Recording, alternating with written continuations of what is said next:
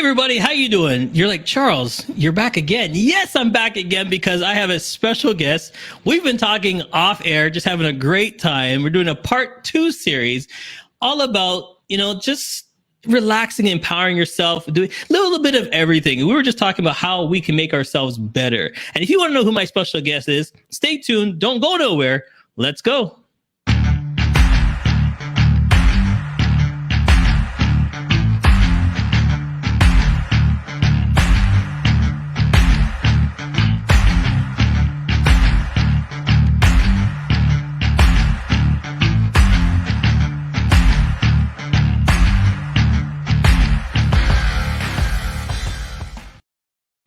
Yes, without further ado, let's bring her on.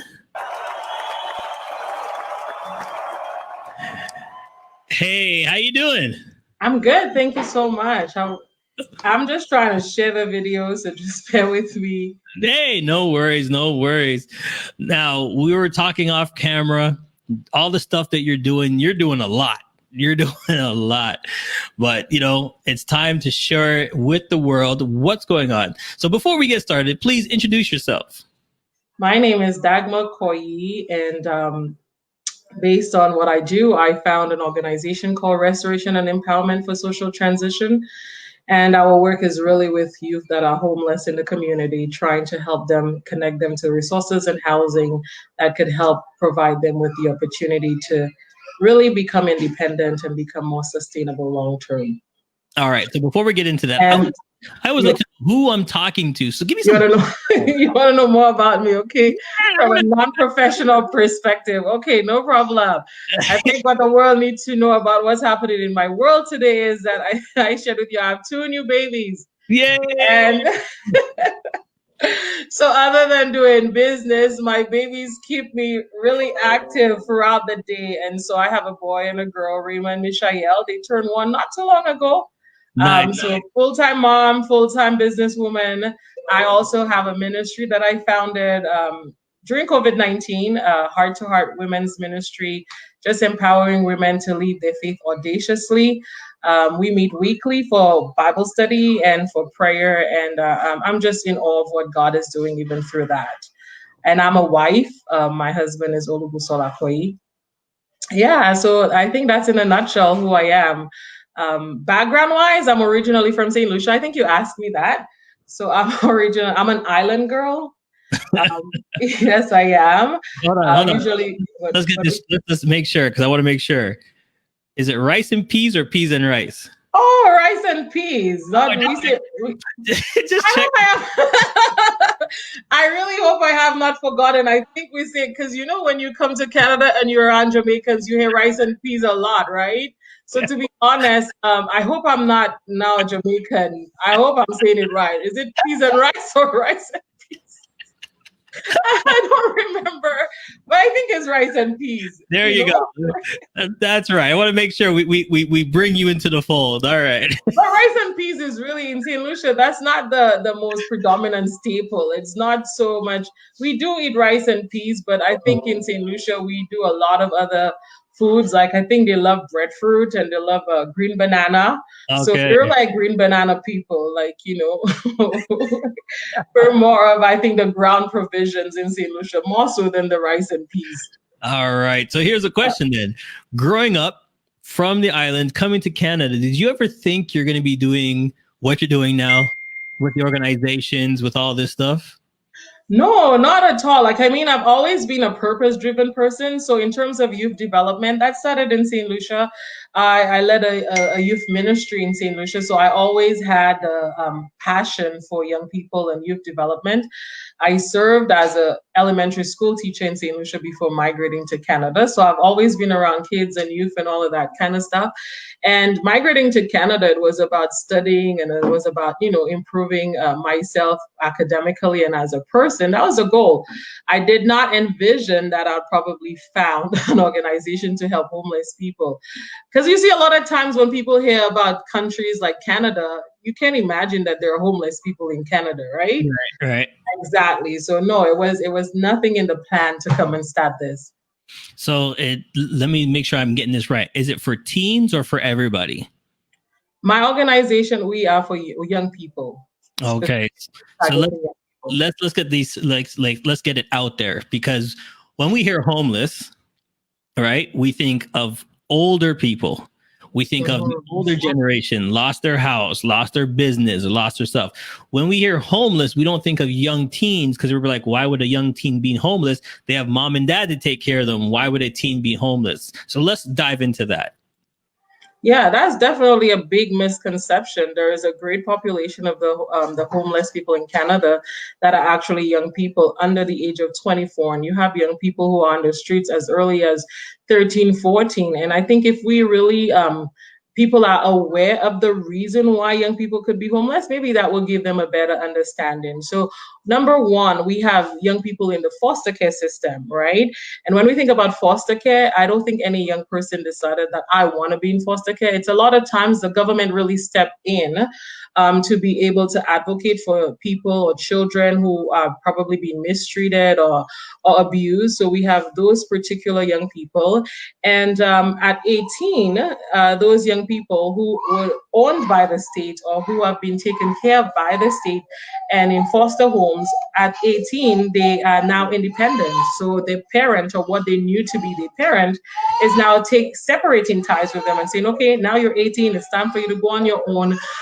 Your foster parents are no longer responsible for you, right? And so a lot of times we have those young people who lack the life skills training, lack the financial capability even to live on their own, especially given the crazy prices of houses in the GTA or rent per se. Right. So that's a big contributing factor to young people that are actually homeless. The research shows about 43% of youth who are on the street have had an encounter with the foster care system. And then, of course, you have those young people who have actually, been traumatized in the home, whether for sexual abuse and physical abuse and all of that, actually ended up in the streets. They are in fear of going home, and so sometimes they rather sleep with their friends or they end up in the shelter. So there are a lot of different reasons why young people are on the streets. And yes, there are part of the homeless population in Canada is actually young people. Yeah, because we always think that when we hear young people, it's like I don't vision it. And I think not only do we don't not vision it, we don't want to actually believe it. Because, when you see an older person on the street, you help them out, you think about helping them and stuff like that. But when you see a young person, it's devastating. You're thinking, how did this happen? What's happening? So is it a lot of times that we're not immune, but not realizing what's happening in what's going around of us? Yeah, and I agree with you, and I think that there is a big need for the awareness and the education part, because perhaps if I was not sensitized towards that need, I may not have known that it was so prevalent. I contribute my awareness partly to being employed by an organization downtown Toronto that actually served homeless young people, and being actually working with those young people and just hearing the stories behind the reason why they're on the street is actually what brought about some of this passion to help be a solution to that problem. There's a real need, and then there is actually real stories behind. I can go into stories after stories. And I remember just one young lady, she didn't choose to be on the street, but really she was taken from her parents, from a child, and put into the foster care system because her parents, her mom was involved in prostitution, right? And so these are the kind of stories that you hear. Dysfunction in the family, one parent decide that they're gonna separate and they're gonna be divorced, and then they leave the kids behind, and then the foster care gets involved, and 16, 17, those kids decide, okay, I would rather go on the street. Perhaps what's happening in the foster care homes too, which we've heard of sometimes. Yeah. Yeah. Re-traumatization, that they are traumatized again because they're not put in places or families that actually give care, and because of that hurt they feel that going to the street would be safer than staying. And so we have all of those reasons, and definitely I agree with you, we definitely have to really create more awareness. Organizations like myself, I would say we have to really create more awareness and educate the public around why young people are homeless, or I think the public will be of the sense, or you would generally know, people would think that, oh, those young people are just rebellious. They just do not want to stay with their parents. That's Right. the reason why they're on the street. But no, that's not the case. Right. So let me do this. Big shouts out going out to all those foster homes that are doing phenomenal jobs. They are taking care of them. But we all know there is phenomenal restaurants and there's not that great restaurants. That's It's right. the good and the bad. So just like how there's phenomenal people taking care of them, there's places out there that the kids feel like they're not taking care of us properly. We need That's to right. and this is why they're out there. And we don't see it because we see the big names on the board, foster care, we see them coming out and stuff, but we don't know that it's more traumatizing there than being on the street. So this is why it's happening. So what we're going to do, we're going to take a quick break, but when we come back, we're actually going to dive into your website. We're going to dive into the organization, and we got to find out what can we do to help you to help them, because I think that's the big part. Stay tuned. We'll be right back. Thank you. CMJ Entertainment is a one-stop shop. CMJ Entertainment helps people do any type of events, and it's a marketing tool as well. So we'll cover everything from start to finish. If it's a wedding, we'll make sure your wedding is over the top. And if it's an event, we make sure that everybody gets information at the end of the day. Give us a call at 416-414-8964 or online, go to cmjent.com.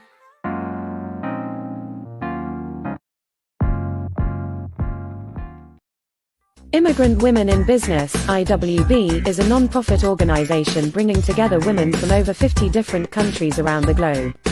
These women have now made Canada their home and share a common goal of providing value to their new sisters. Our motto of "We are stronger together" resonates with all members, and with a diverse membership of business leaders, entrepreneurs and community builders, our goal is to make Canada better and provide guidance and leadership to those that follow. Yes, we're back. But before we go into it, explain the name of the organization. Restoration and Empowerment for Social Transition Center. Our acronym R.E.S.T is really the key thing, or I think the beauty of what makes our name stand out. We are right now trying to create programs and services that could help rehabilitate young people. And when we think about the services that we want to provide, we want to give young people a place where they could actually find respite, where they could find rest from all of the turmoils and all of the trauma that they've gone through throughout their life journey. And we also know when we think about rest, we think about a home. Where do we find rest? When you think about your life at the end of a busy day, at the end of the stressful day, everybody wants to resort to their home, that place of comfort, that place of safety, that place where they could let go of themselves, and that place where they could just relax and find peace. And so that's really our model. We believe in the housing first model. We definitely believe that helping to solve the need of housing first for young people will help them to transition and help them to also be able to access other supports and services that will definitely help to launch them on a better path towards independence. All right. And so that name, I believe, it was inspired. It was totally, people had to say, oh, I love that name. How did you get that name? I'm a faith person. I'm a believer of God. And it was definitely a name that came from the inspiration for God, I would say. So the part that I do like is right here. So the top of the screen right here, it says get involved. So it says become volunteer option, job opportunity. But the number one I like, become a bridge builder. And I like that because we cannot cross without that bridge, and we cannot make that bridge if we don't do it together. I cannot hold the wood and the nail and the hammer at the same time. Okay. I need somebody to hold the wood for me, pass me the nails, help the wood. We can all do it at the same time if we work together. So so become, bridge builder. There's an opportunity right there. You can apply, go online. Okay. Get involved. Okay. Volunteers. They need volunteers. Maybe they're going to a shelter to do food, coming out, helping out. organization, job opportunities. There's stuff there. If there's a way you think you can help out, please go to this website, take a look, get into contact with them. Okay. It's real simple. The website is there, information. But if you can also give a call right there, 647-365-4514. That's 647-365-4514. Or there's the website. Go straight to the website, log on. You can see all the stuff I'm looking at right now. Or if you like typing, there you go. All right. So what is the big thing that you're looking for right now? Let's talk about that. Let's dive right into that. What do you need? Yeah, so the bridge builder, where you saw we said apply and become a bridge builder, that's actually, we created a flagship program. It's called Bridge of Hope program. And what we do is we partner with community members that have spaces in their house. So whether it's a basement, whether it's a room, and we provide, we connect young people to those resources. And the reason why we have to do that is those young people who are aging out of foster care or sometimes coming from the shelter system are already at a big disadvantage, and there's a lot of barriers to them finding housing. So when they're competing against a market where landlords are requiring credit history and other references from other landlords and an employment letter and all of these other things that are required from the landlord, half of the times those young people are unable to provide that. And so when we come in and we act as a mediator, that provides more comfort, one, to the landlord and also to the young people. And so we provide a training to those landlords so that they could understand the type of client group that we're working with. They're not your typical client, or they're not your typical tenant, right? So Right. a lot of times those young people lack the life skill training. And so we're working on all these different elements and pieces with them so that they can become more successful. And so we also act as a mediator to avoid things as eviction. We provide case support while they are actually being housed. And so we connect with both the landlords regularly to make sure that the stay is going well, and providing the landlord also with support if problems arrive. And so we intervene at those times in order to avoid things like evictions. And so we also provide wraparound support services. So while those young people are being housed, they do have access to working with a case support worker that will help them to set goals to be able to become sustainable more long-term. And so in regards to that program, we're constantly looking for landlords who are interested in partnering with us and seeing if you say you have a room and you're interested in bringing on a young person. Again, it's not free. We do have, those young people do have access to supports to pay that rent. But again, it's not as expensive as what we're seeing right now. So we are unable to, house a young person for $1,000 or $1,200, which is some of the prices that I'm beginning to see just for a room in Toronto. Okay, so they already are of low income. And for our program, we have recently received funding to help to subsidize some of those rents for some of those young people, just in order for us to be able to house them even sooner. And so our ask is really, if you do have a space or know somebody that have a space, please share it. Please share it. And again, in the Black community, this need is so much. We work out of the Peel region, where about 60% of the homeless population are Black kids. And it's even harder for them to be able to get, imagine a Black young man who's living foster care, who probably have had a background or something with the criminal justice system. That all of those things against him, it's harder to get him housed. So we're asking people to get involved, and you could contact us if you want to be a bridge builder. If you want to support a young person through their transition, of course, we are looking for help in terms of that. We are a full-fledged charity. We are able to provide tax receipts at the end of the year. So definitely you could give and decide, okay, I want to help to support the housing for some young person for 1 month, for 2 months, and you could find that information too on our website. All right. So that was my next question. So besides that, so I don't have a house, I don't have a location to help you. What is the other means? So if I can help put in a monthly fee to somebody to, to keep them. And the thing is, I'm not talking about summer.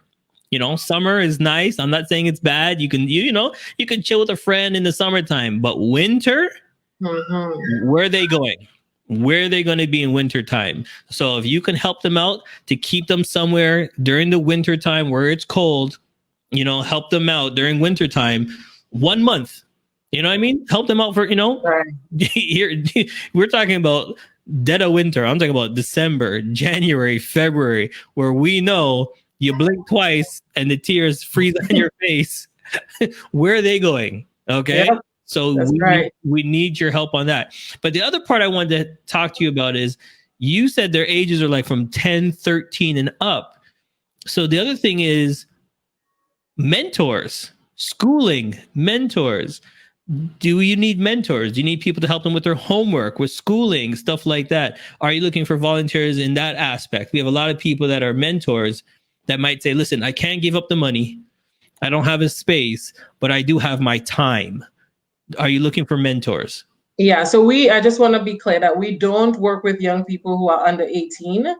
Our cutoff is really from age 18 because we are helping them to launch them on a better path towards independence. So these are young people who are aging out of foster care, and sometimes they are also in the shelter system, right? And so although there are young people that you would find that are homeless as early as 13, they could be on the street, but no, our organization do not work with them. And of course, young people who are actually entering into adolescence at the age of 18 and becoming independent, becoming men and women, definitely they need mentorship, I think. And so, yes, absolutely. So if you believe that you have the skill set or you have the empathy and you'd like to mentor a young person or act like a big brother or big sister as they journey towards independence, you could definitely go on our website and you could fill also that volunteer form, and somebody will contact you and somebody will connect with you.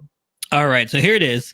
I want to bring it up. There's the website right there. Please go there, fill out the form, or even just give her a call first. Maybe you just need to know a little bit more. There's other things out there that you can help with, or maybe an organization that would be a great fit. That's the other thing too. We need to network.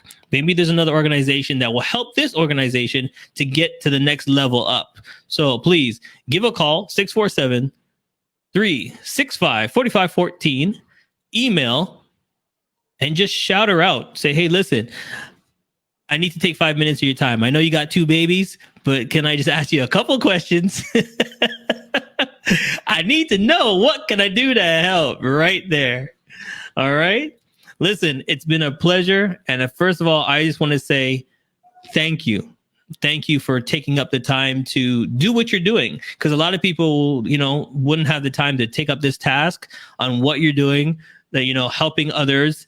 It's, it sounds great what you're doing to help the young people to transition. So on behalf of myself, I want to give you thank you. Another big round of applause, because it does take time out of your busy schedule to do what you're doing. But before we let you go, something we always do on my show, it's called the Queen Wave. This is your opportunity to say bye to anybody and do your shout outs. Anybody you want to shout out to? Thank you. I just want to thank all those who have already been supporting our organization and those who have been reaching out to us on ways that they could help. Thank you. You make a big difference. Thank you. Thank you to IWB for this opportunity. Civic, she has been a great support, a great mentor to me on this journey from day one. She has been is a good person to have in your support network. So IWB, thank you. Big thank you to Svetlana. And thank you, Matthew. I received your instructions this morning that I should get on social media more. So thank you. Believe it or not, even though I was hesitant and I was trying to say, give all sorts of excuses, I heard you clearly. And so I'm gonna go ahead and make sure that I schedule myself and really think about getting on social media more. So thank you so much. And thank you for everybody who tuned in. Not a problem, because we're here to support you. Put it out there. We're here to support you. You take care. You too. Thanks. Listen, help her out. This is the main thing. Help her to help others. This is a great thing. Great organization. Take the time to help somebody. Okay. I know sometimes we think about, the little bit. Every little bit helps. Okay? Listen, once again, thank you so much for watching. You have a great day. I'll see you next time. Has come to an end, but the fun doesn't have to stop here. If you have any questions, suggestions, or feedback, head over right now to Twitter and Facebook and like, share, and get involved. Join us next time. Please be advised that this podcast is meant for educational and informational purposes only and is in no way a replacement for legal or medical advice. The opinions contained within are solely those of the interviewers and interviewees and should be received as so. Those seeking help or advice are encouraged to obtain professional legal and medical services.